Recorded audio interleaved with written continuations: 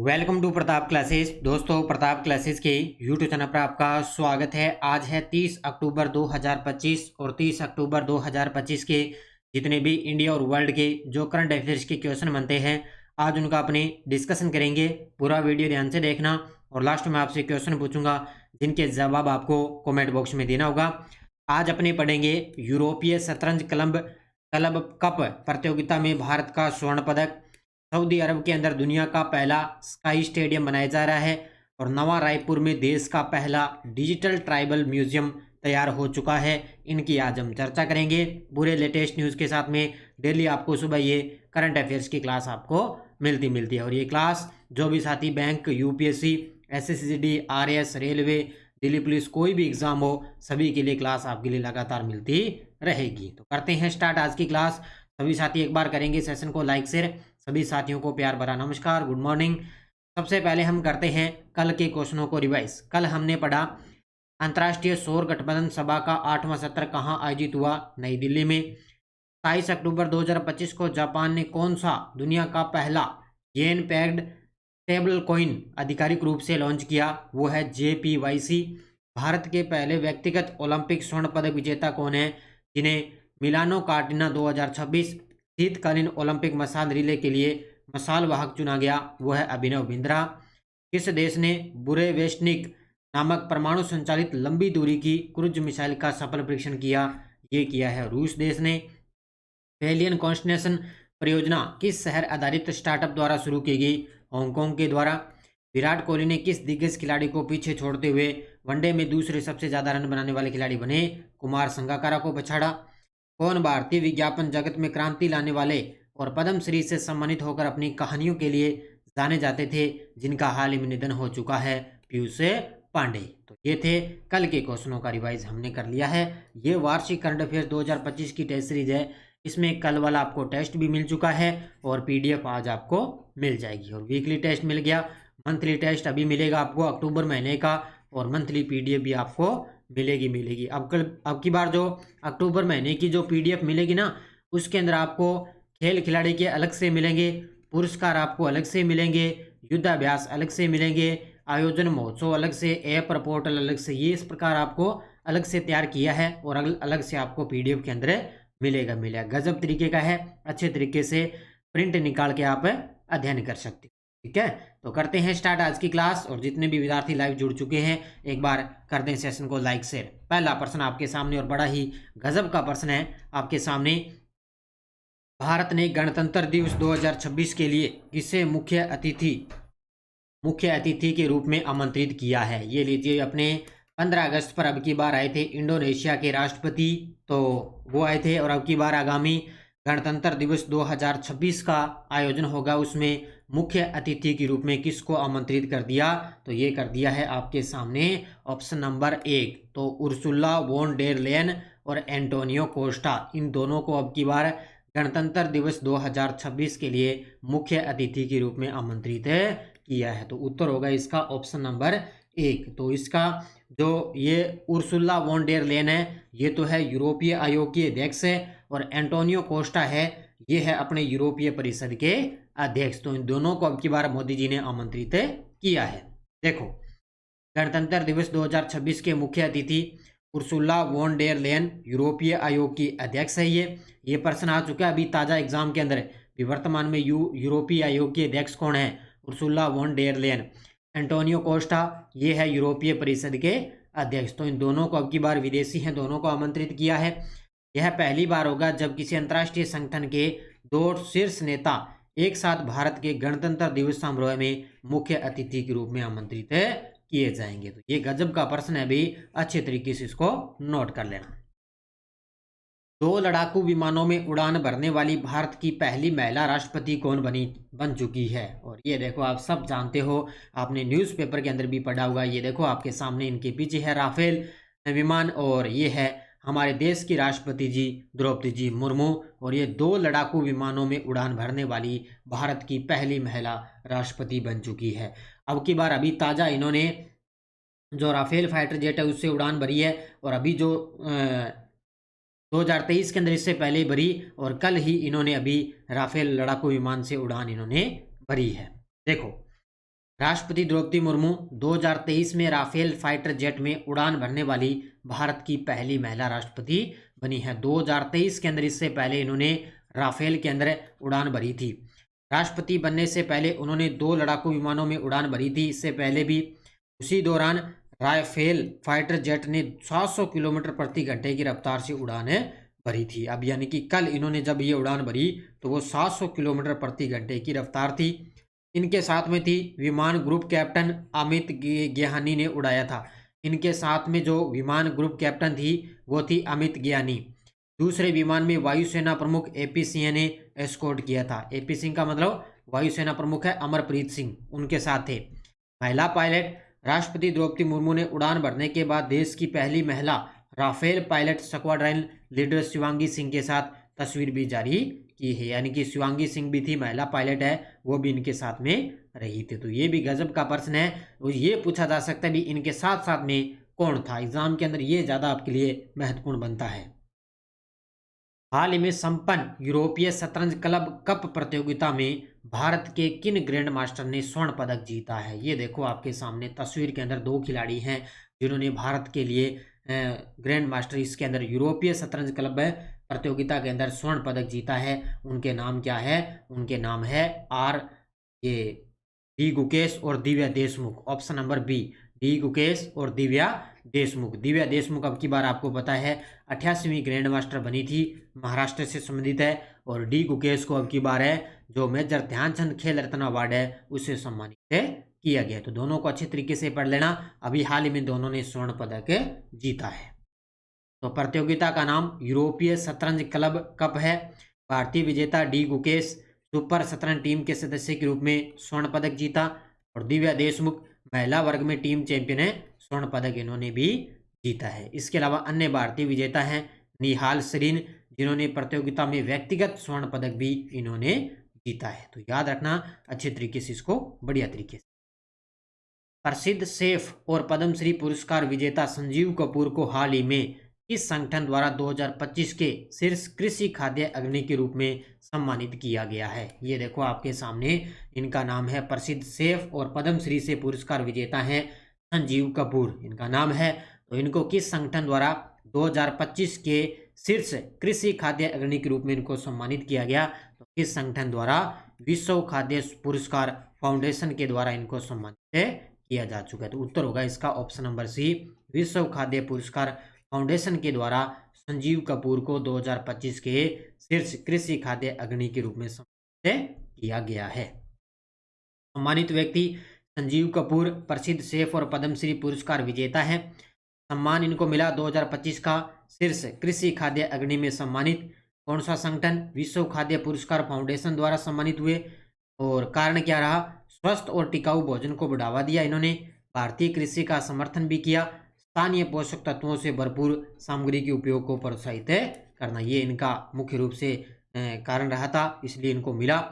अब बात आई है, विश्व खाद्य पुरस्कार फाउंडेशन की स्थापना हुई थी वर्ष 1986 में और इसका संस्थापक था नोबेल शांति पुरस्कार विजेता डॉक्टर नॉर्मन ई बोरलॉग। ये इसके दोनों संस्थापक रहे और स्थापना हुई थी 1986 के अंदर। हाल ही में सऊदी अरब ने दुनिया का पहला स्काई स्टेडियम बनाने की घोषणा की है। यह स्टेडियम कितनी ऊंचाई पर बनाया जाएगा? ये देखो आपके सामने तस्वीर के अंदर, क्योंकि आगामी आपको पता है जो 2034 के अंदर सऊदी अरब के अंदर फीफा वर्ल्ड कप का आयोजन होगा। तो उसके लिए दुनिया का पहला स्काई स्टेडियम बनने जा रहा है। कहाँ पे? सऊदी अरब में। कितनी ऊंचाई पर बनेगा? 350 मीटर की ऊंचाई पर।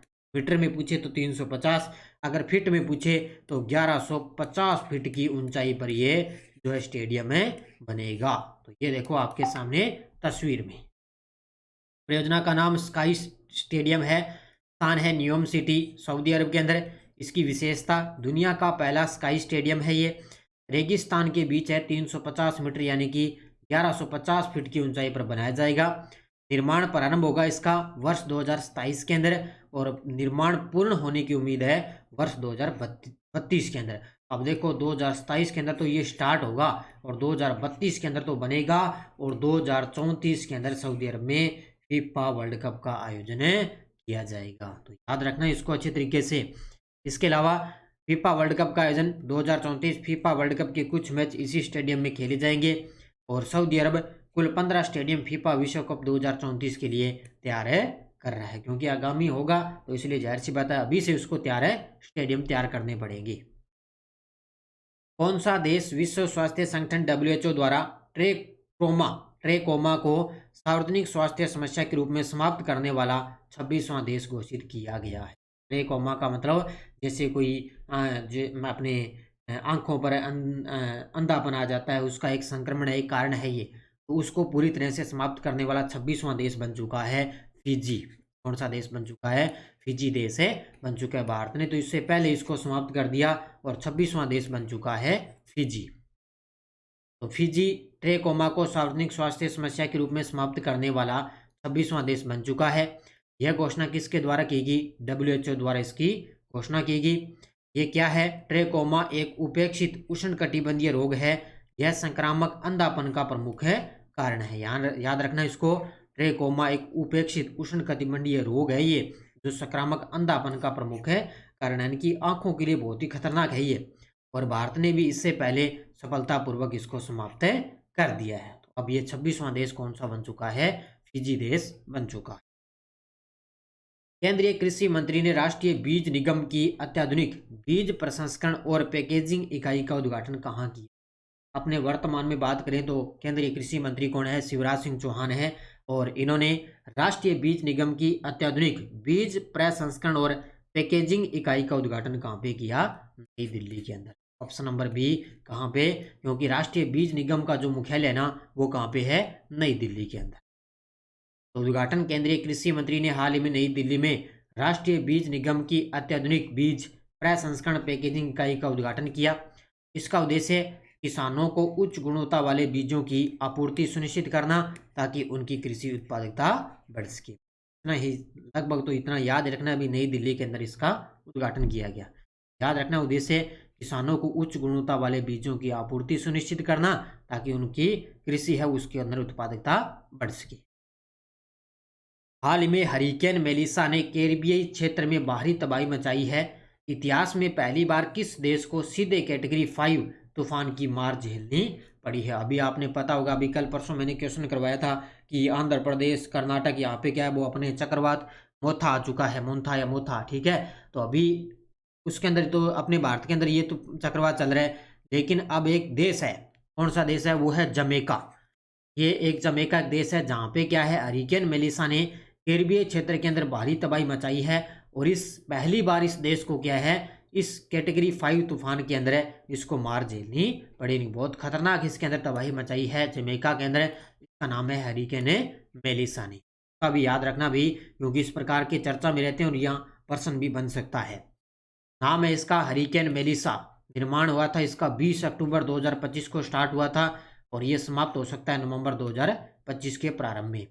अधिकतम तीव्रता इसकी कैटेगरी 5 यानी कि 185 MPH यानी कि 295 किलोमीटर प्रति घंटा की रफ्तार से जमैका में लैंडफॉल हुआ था 28 अक्टूबर को ये। और केंद्रीय दबाव इतने किसका इतना लगभग 915 HPA और विस्तार क्षेत्र इसका लगभग 1500 किलोमीटर से अधिक महासागरीय क्षेत्र को ये प्रभावित कर चुका है। याद रखना भी अच्छे तरीके से, इसका नाम याद रखना और किस क्षेत्र को प्रभावित किया है इसको भी याद कर लेना। आजकल क्या है, इस प्रकार के क्वेश्चन भी एग्जामिनर का कोई भरोसा नहीं है, पूछ भी सकता है। अब देखो आपके सामने वन लाइनर करंट। पहला है, छत्तीसगढ़ के नवा रायपुर में देश का पहला डिजिटल ट्राइबल म्यूजियम बनकर तैयार हो चुका है। ये पॉइंट भी पढ़ लेना, सीधा प्रश्न आएगा कि किस राज्य के अंदर देश का पहला डिजिटल ट्राइबल म्यूजियम बना, तो वो है छत्तीसगढ़ के नवा रायपुर के अंदर। दूसरा है, महाराष्ट्र के औरंगाबाद रेलवे स्टेशन का नाम अब छत्रपति संभाजीनगर रेलवे स्टेशन कर दिया। हालांकि वैसे तो मैंने आपको पहले ये करवा दिया है, भी इसकी घोषणा हो चुकी थी पहले, लेकिन अब इसका नाम बदला जा चुका है। तो क्या कर दिया, छत्रपति संभाजीनगर रेलवे स्टेशन। तीसरा है, डैम सारा मुलाली को आर्क बिशप ऑफ कैस्टसबरी नियुक्त किया गया है। वह इंग्लैंड चर्च के इतिहास में इस पद पर पहुंचने वाली पहली महिला बनी है। यानी कि निश्चित तौर से आपको पढ़ना है भी, इंग्लैंड चर्च के इतिहास में इस पद पर पहुंचने वाली पहली महिला बनी है डैम सारा मुलाली। किस पद पर इनको नियुक्त किया गया, आर्क बिशप ऑफ कैंटसबरी नियुक्त इनको किया गया। तो ये इंग्लैंड के अंदर एक चर्च है, उसी के इतिहास में इस पद पर एक महिला पहुंची है। तो ये तीनों के तीनों अच्छे तरीके से पढ़ लेना। जब आपको संडे के दिन वीकली क्लास मिलती है ना, वहाँ पे मैं इनके एमसीक्यू क्वेश्चन बना के आपके सामने रिवीजन करवा देता हूँ। ये टेलीग्राम ग्रुप है, कोई सूचना, कोई लिंक, कोई नोटिफिकेशन, और मैंने सुबह ही टेलीग्राम पे सूचना डाल दी थी कि क्लास लगभग आपको 9 बजे के आसपास मिलेगी, क्योंकि टेलीग्राम इसी है कि लिंक आ जाता है, कोई सूचना आती है, कोई क्लास कब आएगी, सब आपको टेलीग्राम पे सूचना मिल जाती है। तो आज थोड़ी सी कार्य की वजह से आज आपको क्लास थोड़ी सी लेट आपको मिल रही है।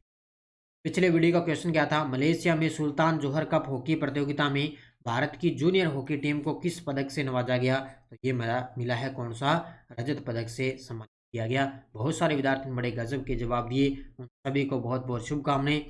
अब देखो क्वेश्चन फॉर यू, भारत सरकार द्वारा घोषित राष्ट्रीय विज्ञान पुरस्कार 2025 में विज्ञान रत्न मरणोपरांत किसे दिया गया? Doctor CN Rao, doctor professor Jayant Vishnu Narlikar को, APJ अब्दुल कलाम और प्रोफेसर RA मालेस्कर को। जवाब आपको कमेंट बॉक्स में देना है। तो ये थी आज की अपनी क्लास।